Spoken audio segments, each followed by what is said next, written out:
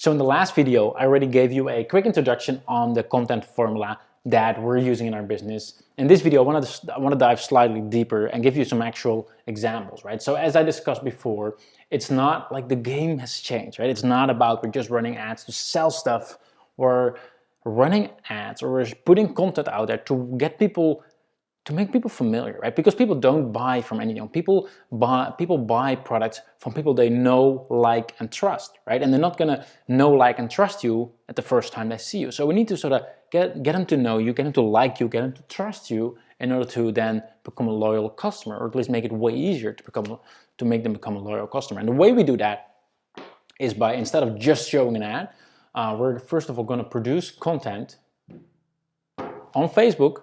Various videos. I really enjoy videos because it's very cheap on Facebook to show a video, because even if you run ads with a video, they don't have to leave Facebook. The people who are seeing the ad, they're still on Facebook, they're watching the video, and there are some really cool retargeting options. So I'll show you an example right here. This is my Facebook, Will Go to Cry Facebook page right here. And as you will see, I'm putting out all kinds of content right here. This is a video. Let's see, let me just scroll down. As you can see, this is actually a blog post, but this is, most of them are all videos. So as you can see, and even like this is just done on my iPhone. So what I'm doing, I'm putting out all kinds of content, which are these steps right here. And guess what? I'm not just doing that. As soon as someone actually watches for at least 50% one of those videos, so any video for like 50%, then they're going to be retargeted with an ad to actually try to become a customer. And the reason why I do 50%, I've tried different ways as well, like 25% or even 10 seconds. But what I notice is that, especially if people watch your content for 50%, and most of my videos are like between 3 and 10 minutes long or so, some are longer, but then I know that at least they've experienced quite a bit of value, right? If they only watch 10 seconds, they still don't know who I am. So I'm not gonna bother them with an actual ad, because they're still like, who is this dude, right? But by making sure they have seen at least half of it, then I know, right, these are, they've seen my face, they've got some value out of it, otherwise they wouldn't have kept watching. And now I'm already a familiar face. I wouldn't say they trust me yet, right? But I'm at least a familiar face,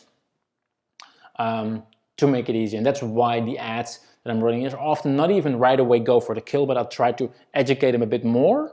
For example, for a training or like a video series, but it's more like it has a more clear call to action. Now, why do we do all of this? Well, obviously, as I mentioned before in the last video, not everyone is at the same stage, right? And very smart people have obviously studied this a lot, and they came up with various phases or stages that people go through from not knowing anything to become interested enough to actually become a customer. There's actually 5 different stages, but I want to dive into 3 because those are the ones that are most relevant, right?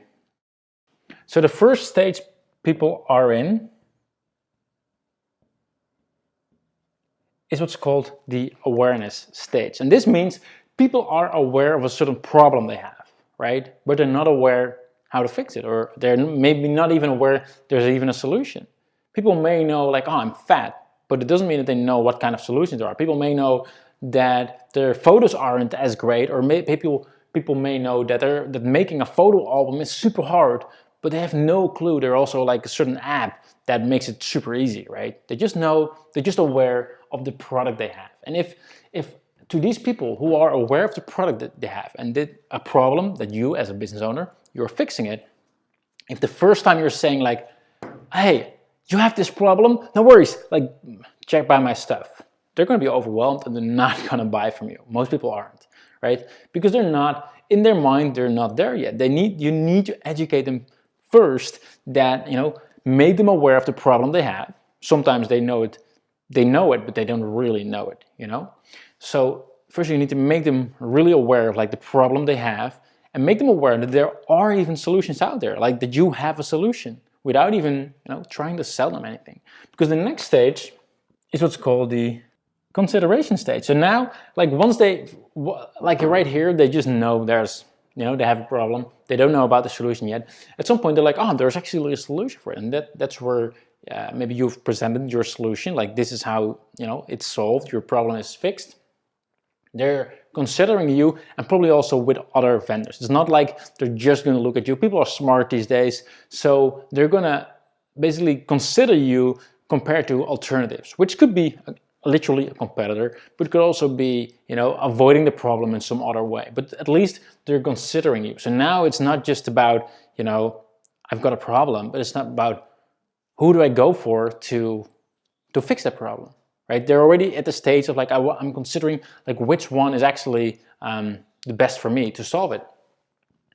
And then after is like purchase stage. And this is where they're hyper aware of your product, right? They're literally like right here, they were like still like, all right, there is a solution, right? Yours as well as others. But right here, it's like you have a solution. They're like hyper targeted onto what you have to offer. And like, they're this close to actually purchasing, right? And this is sort of like what people go through. Now, it doesn't mean that we have to create content for each of these stages, but it's really important to understand this, because once again, if someone is in your target audience and you, like as a business owner, your product or your service, it solves something, right? But as the business owners, oftentimes we think that everyone who has that product, like this is an easy sell. Like, why would you not buy this product? I've spoken to a lot of entrepreneurs who told me that literally, like, I know that our product solves it the best way possible. Why would you not purchase it? Well, because they're not ready yet. All they know is they have a product, or maybe they don't even know they have a product. And they need to go through certain stages. They need to, first of all, realize they have a problem, right? And that there is actually solutions out there. Once they sort of know that, they're like, oh, I'm actually, there's a solution out there. They're getting warmed up, they're interested, right? And once they've sort of considered the alternatives, and you seem to be the best one, or like you have the best marketing, they're like hyper, like now they're getting really close. I need you, and they only need the last detail to sort of close the deal and become a customer, right? And the reason why I want to share this theory with you first is because this helps me a lot when sort of coming up with ideas or angles of what content to produce, right? Because what I try to do, and we'll dive into this later as well, is a lot of the content that I initially put out is targeted at people who may not know our product, right? There's not like, oh, you're already aware about Connectio and all the tools that we have, and it's helping you run better Facebook ads and get a higher ROI.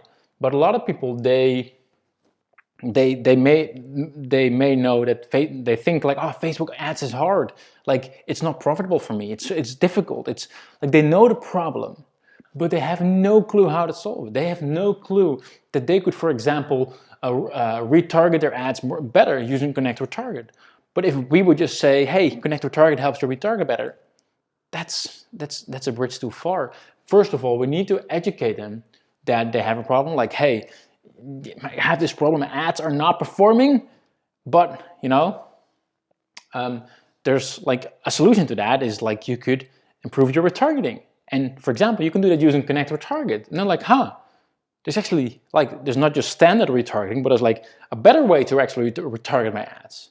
And now maybe they're considering that as a solution. Maybe they check out other alternatives. I don't know, like they're thinking about it, right?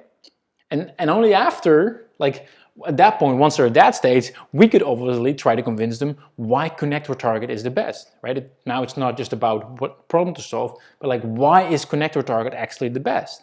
Right? And we'll show them some case studies of our existing customers who tripled or quadrupled the ROI of their retargeting ads using Connect or Target, right? And we try to convince them using actual proof that it actually works and that it's a fit for them. And once they're at that stage, and then they're like, oh, this is awesome, this is the best thing ever, like this close to buy. Let's say they would then also see another ad saying like, hey, we got, for example, a special bonus offer, or they get an email from me or a company like, hey, we got this offer, you need to jump on it right now. Boom, closed, right? And this is just an example, but I want you to think of this as well. These steps, what does your audience go through? Because in the end of the day, the most important thing you can do in your business is to understand your customers or your potential customers. Those who understand their customers best will always win. I honestly believe that. So I want to share that in this video. So let's dive into the next one.